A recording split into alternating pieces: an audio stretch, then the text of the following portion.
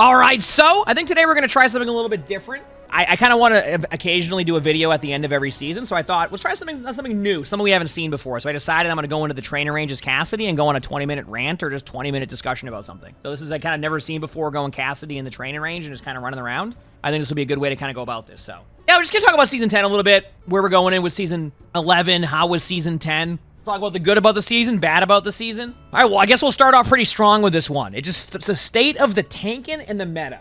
Now, it's always interesting when we talk about meta, because I feel like in top 500 sometimes we kind of get into this, not like this like bubble, but like this area of gaming in top 500 where we like always think meta will run through all the ranks. One thing I've been learning more and more now when I watch like spectating is that meta isn't as strong in other ranks, but the meta heroes can obviously be dictated by that. So we can kind of go a little bit towards like the meta tanks that we saw, and a lot of it was the Roadhog Orisa Mauga, which I think has become a problem in general in Overwatch, where they keep doing this rotation of heroes, where I think eventually what needs to happen is they need to find a way to not try to take these heroes that end up at like 45% win rates and then force them into like being the meta or being the strong hero, because you just constantly end up in the same rotation. And I think Season 10 kind of struggled with that again. You just constantly see they're trying to keep these tanks be super like in the meta or like relevant to like what's happening. But the problem is that when you give these heroes even a little bit of wiggle room when it comes to like how good they are, they just overtake the game. From a like a high level perspective, I've seen a lot of the Orisa Mauga Roadhog rotation throughout the season. Obviously, we've seen all three of those tanks. Now we've kind of settled on Mauga again. I will say the problem I ran into tank this season is, and I think there's a lot of discussion about this, where players will be like, no, tank is really good. Like, I go up against tanks and they're hard to kill. I don't think the issue anymore with tank is whether or not you can, like, survive sometimes. Like, you still get rolled, right? And obviously, the more you have better position, the better that gets. But it's more about what you can do as a tank that's been my problem. Is, yes, I have more survivability, but what do I do with the survivability?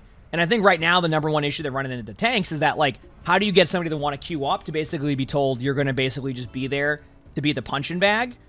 Which is a tank, yes, but you also can't do anything when you're that punching bag. And the only way you're going to be able to get those really shining moments is even more reliant on teammates than ever before, which the funny part about that is one of the things they wanted to do going into Overwatch 2 was make it less reliant on teamwork. Is that making sense? Like, they wanted to make it less reliant on teamwork to allow for more skill expression or players being able to make plays. And now you've kind of done that with support and DPS, then you go, well, you say support. How can you say that for support? Well, support, I feel like the issue where support feels a little bit worse for people right now isn't the lack of support being good. It's what the support has to do to be able to try to keep up their tank if their tank hasn't adjusted to the new playstyles. And that's what happens. Is like you have to go into heal bot mode even more so than you ever have. And tanks are just taking way more damage. And it's so hard to catch up on heals now because of the 20% passive, which has been good in some areas, but like a struggle in other areas. Support just feels worse because tanks are worse, right? Now, there's not saying that if tanks get buffed immensely and that the supports would feel better, but that I do think that there's a little bit of a direct correlation between like tanks and supports not feeling like they used to. DPS at the same time felt great, from what I understand. I've played a little bit of DPS, probably the most DPS I played in the season. I definitely feel like as a DPS is a little bit more, at least in my opinion, you get a little bit more of that value. Like I feel like you can find way more opportunity as a DPS. I think that's something they've been aiming for. And, I mean, truthfully, in Overwatch throughout the years, whether it's Overwatch 1 or Overwatch 2, anytime DPS becomes the best role, it generally means, like, people will be having fun. It's how do you allow other roles like support and tank to be able to find that value, and that's the tough part. The answer to that is I don't know, because right now, tanking to me feels like you can tank more, especially when they did the mid-season patch, but you can't do much with the tankiness. At a certain point, you just get, like, stonewalled, and you just get stuck. You know, I used to talk about it where you kind of get stuck in mud. It feels like once you get to that point on tank where you're stuck in the mud, you can't do anything. And then you're purely reliant on other people. So, you says you feel like Overwatch is just too tank dependent. You get a bad tank, and it's almost an auto loss. I mean, you know what?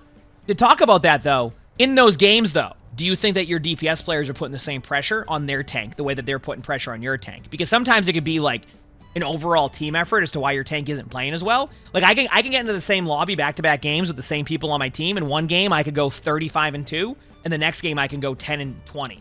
We're not changing up anything. Except the one difference is that you're not getting the same picks that you had before. And because nothing's happening, your tank tries to do something because the tank is, like, not getting bored of just sitting there, but your tank eventually wants to go in and make aggressive play and be that aggressive player, right? that's kind of where I think tanks run into an issue, is that when you do finally need to make a player, or you just get sick and tired of sitting there doing nothing, that you end up feeding more, and then it's even more apparent because you're the only hero that you can consistently see on the board, right? Your DPS could be staring at a wall playing darts on Route 66 on second point, but who's the one that's going to be seen the most of the time throughout that?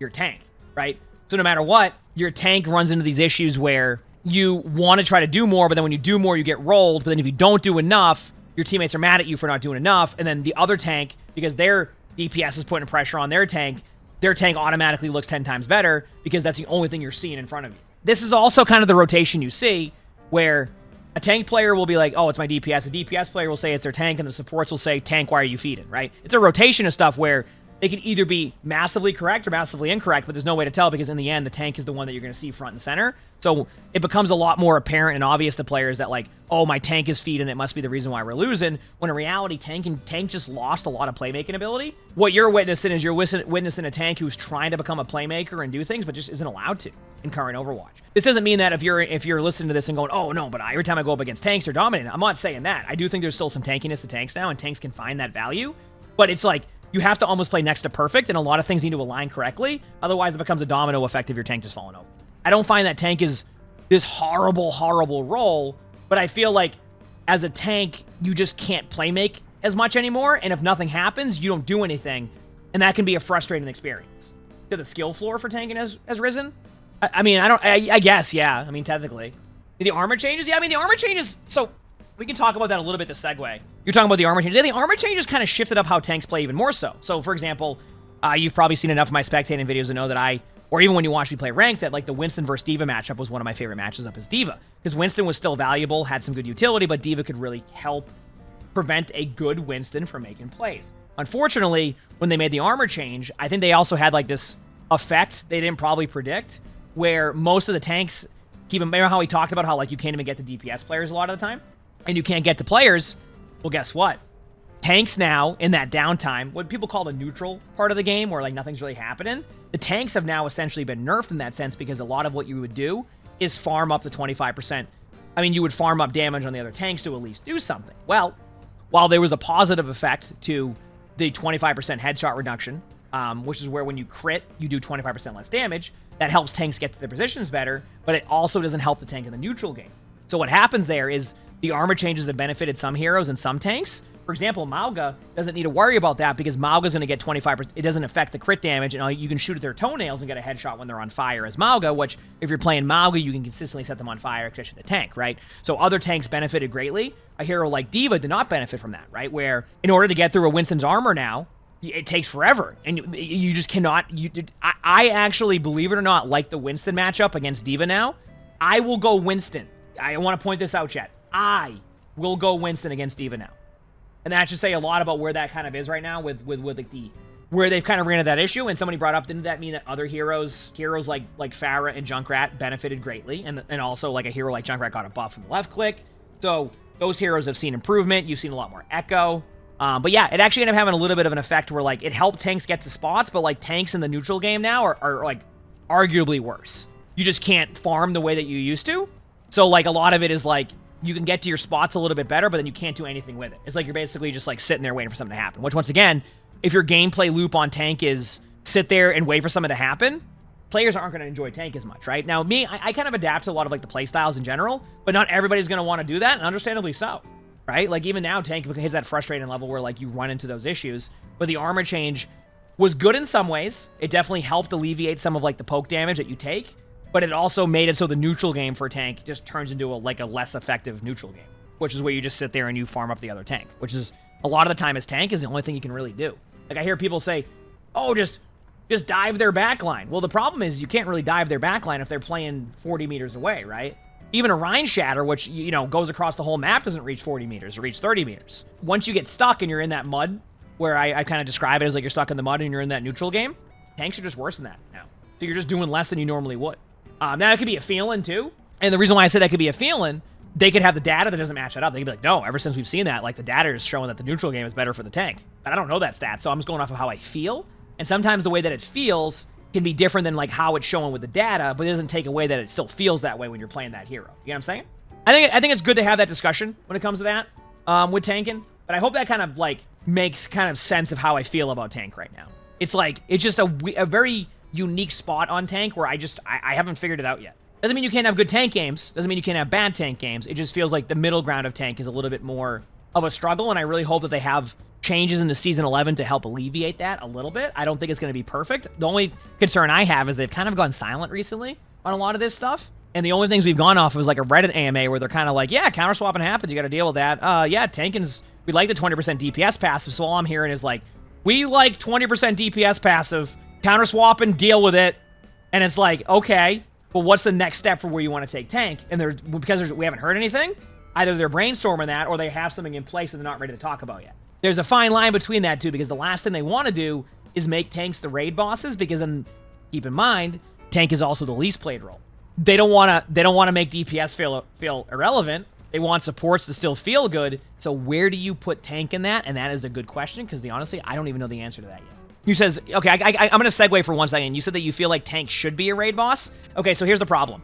When I think raid boss, right, I think of like you have a Season 2 Overwatch 2 Zarya, right? Remember Season 2 where Zarya in Overwatch 2 dominated? That was a raid boss you don't want to see in Overwatch. And why? Because no one else is going to have fun besides a tank player. And keep in mind, I'm a tank player, so I could be biased a second and say, no, just make tanks have fun, everybody else, you know, haha. Like, that's not what I want. I want to see every role be able to have, like, value on that one. But you don't want to see the game get to that again with Zarya. And that ruined the game for a lot of people right away. Because, like, they wanted to play Overwatch 2. They left Zarya way too strong for way too long. And you already lost some DPS players at that point because you just went Zarya. Zarya was the better option. That was it. You went Zarya. How ranked felt this season? Yeah, this is a pretty deep discussion because I think my ranked experience this season may differ a little bit. One, Top 100 leaderboard is not designed to promote the idea of playing. It's a problem. And I've talked about it enough. I'm only going to talk about it in this video. I've talked about it too much on stream. But when it comes to like the actual ranked experience on the top 500 side of things, you have a leaderboard that incentivizes not playing. And anytime you have a leaderboard that incentivizes people not to play the game, that becomes a problem, right? And it's been like that for years in Overwatch, where it's like I said, it's a secondary. It's secondary to them, right? Like it's just straight up how it is. Like it's secondary. I also, they're going to always prioritize other stuff before it because top 500 is very niche. So they're going to always prioritize everything else in that one. But my ranked experience has been a little bit different. So the overall experience of that in general just has been a bit tough. And I hope that eventually they look to make changes. I don't expect any when it comes to the top 500 side of things, but I do need to at least bring that up at least once because, you know, I talk about it quite a bit and maybe in a YouTube video could be a bit more helpful. So how does it not incentivize playing? You can camp the ladder. So therefore, you can play a minimum amount of games to get to where you want to. And then if you don't play the rest of the season, you'll probably be within 20 ranks of where you were before. That's my take on that. But ranked in general, I mean, I'm still glad they made the changes. It very much seems like they're willing to still make adjustments, which is a good sign. You also know that like on that team, like you know they're gonna try to make changes to ranked. They want to. They are, and I'm happy to see that they've been proactive with some of the stuff that's been an issue, the pain points for people. So my guess is that overall, the way that the ranked feedback loop has probably gotten better. You know, I do think the UI stuff they've done has gotten better. I do think they're understanding that, like, the feedback loop needs to be better. I do think it's still night and day from Season 1, Season 2 of Overwatch Ranked, which is good. I still think they have a good blueprint. And you know, just seeing, like, their passion when it comes to, like, how they want to make it much better, I do think they will make it better. And maybe that's optimistic. I will say is there's a difference between, like, the matchmaking being good or bad and then, like, what they can't predict in a matchmaking. And sometimes, like, I think the number one thing, and maybe this is a bad point or a good point, depending on, we'll see what chat thinks. But I think, like, you can't predict player behavior. You know, I could be playing Unreal for a day, right? And the matchmaker puts me into a game, and I go from playing Unreal from the day before to I'm playing okay the next day. The matchmaker has me at a rank that I'm not quite at, but, like, I mean, the matchmaker has me where I was playing at yesterday, but then the next day I'm not playing as well, and that could be a bit of a struggle. Sometimes that can be tough.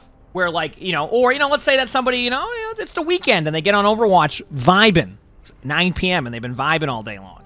Normally during the week, they might be popping off, but, you know, it's the weekend. They're having a good time. You get what I'm saying?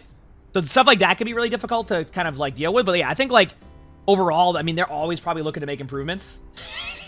You said vibing? Exactly. You get what I'm saying? Yeah, you know what I'm saying here? I'm saying that stuff can be unpredictable, right? Unfortunately, a matchmaker will never be able to dictate that, so sometimes that can be like this is an outlier they can't really ever predict, right? But overall, I'm sure they'll keep making changes to it. I'm not saying whether it's good or bad at this point. I can't really comment how it feels in gold. I just can't, and I'm not going to act like I know that. I've seen spectating games. But I think the blueprint they have is much better now, and as long as they keep making iterations and recognize that it's going to be constantly a rank system that needs adjustments, rather than just like sitting on it, I think it's fine. It's good they have a blueprint, because the hardest part is getting the blueprint and the system in place. The easier, well, I'm not going to say the easier part. I'm not going to say the easier part is the small adjustments, because it necessarily isn't. But at least they're in the smaller adjustments rather than they have to make complete changes. You said you don't have any intoxication tests to determine MMR before someone queues? You have like that honestly, you would probably develop the best matchmaker in the history of gaming if that was the case. Wait a second, I don't think you're going to be playing... Actually, you could argue that some people might even play better. It depends. There's a whole, you can't even predict that one. You said when your gummy hits, you're reviving, it's 10 to aim and minus 10 to awareness. Hey, see? You know? You play better? Exactly. I'm just saying, you know? Everybody's different with how that goes. Basically, to summarize, the matchmaker can't predict that, right?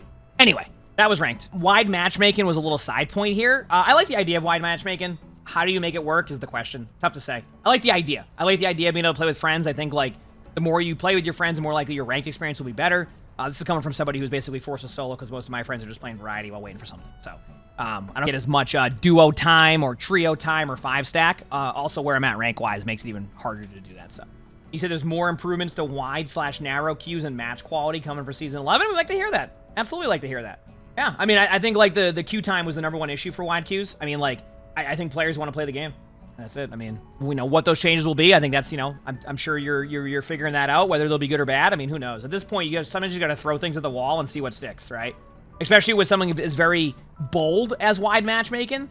Like, bringing wide matchmaking into Overwatch, where you have a system that also is in the same correlation as the other, not correlation, I'm just saying words now to sound smart, where it also is in the same ladder. Like, you don't have separate ladders for this, right? You don't have a wide matchmaking ladder and then like a solo queue ladder. You have it all happen in one ladder, which, if they get it to work the way they want it to, is impressive in itself, and probably going to be like a positive step forward for any matchmaker, right? If they're able to make that happen. It's going to be one of those things where they kind of just have to throw things at the wall and see what works. So, once again, good blueprint, good idea. Can they make it work is the question, right? Sometimes you can have the best ideas, but can you make it work is the next question. Anyway, that's my thoughts on that. Next thing we have here is, was Venture a success? I'd say so. I think Venture's a good hero. I will say, I do kind of want to discuss this, because I was in the mindset that of allowing players to play the hero early was a good thing. But now the way that I see it is, does that get rid of the hype of a season? And now that heroes are free again, do they go back to, like, not doing that and just let the first couple of weeks be wild? Because I wonder if it takes away a little bit of the hype of those seasons, and they're going to have the data on that. Maybe the player numbers are even higher.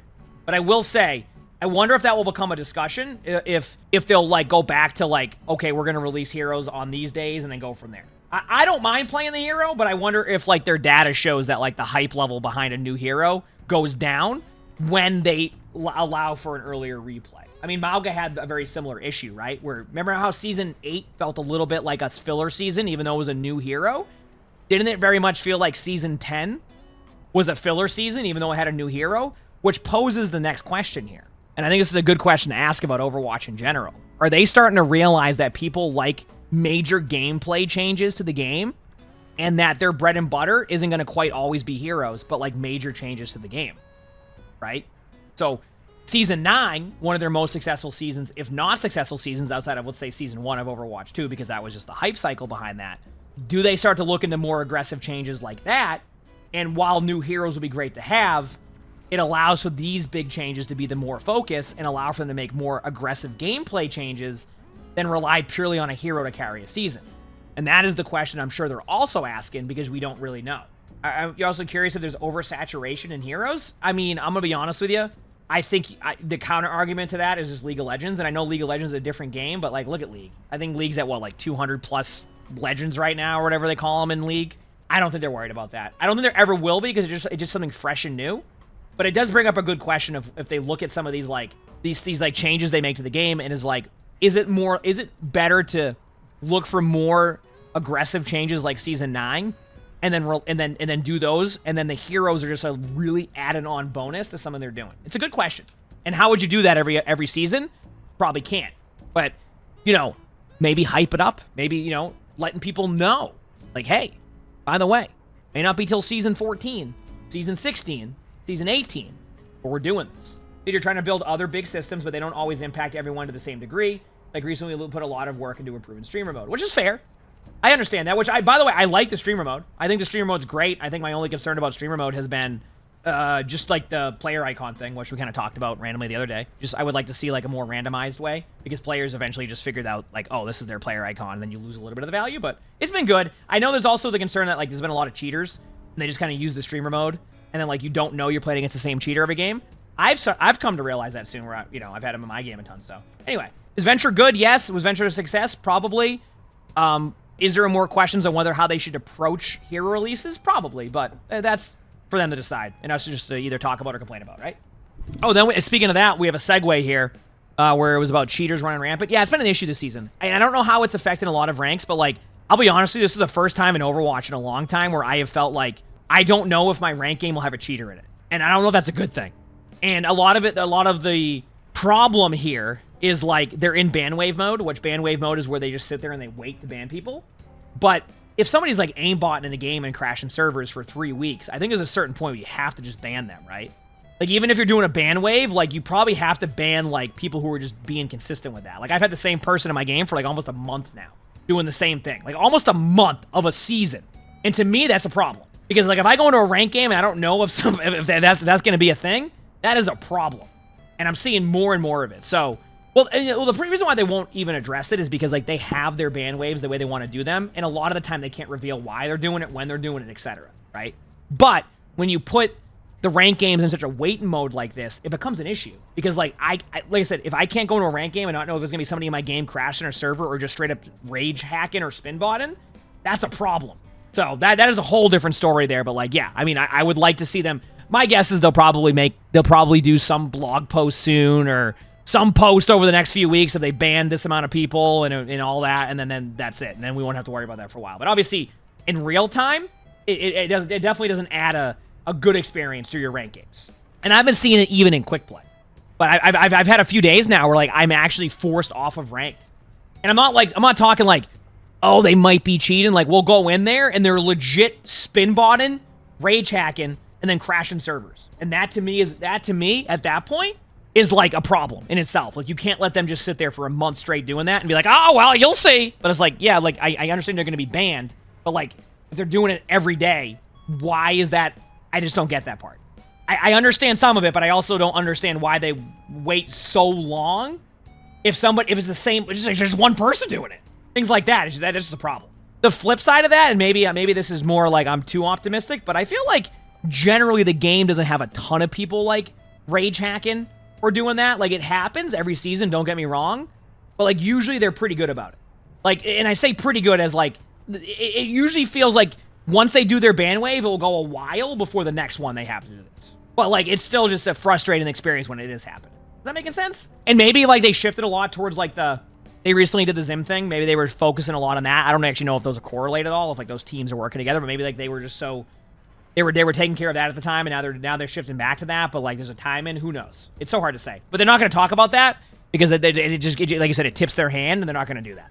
Anyway, enough of that, and then I think, yeah, the only other thing here was just talking about my DreamHack experience. I had a good time. I had fun. It was fun being in person, watching esports. I got to play in the stage. It was a good time. Only, I guess as a streamer, it's like, and I think you'll probably see streamers do this, is like, it's really fun in person, but like if they're going to set up drops the way they do and they don't allow the streamers to get there early, then you might, it's a little, drops are really good as a streamer, so it was a good time. I had a good time. So anyway, Season 10 felt very much like a continuation of Season 9.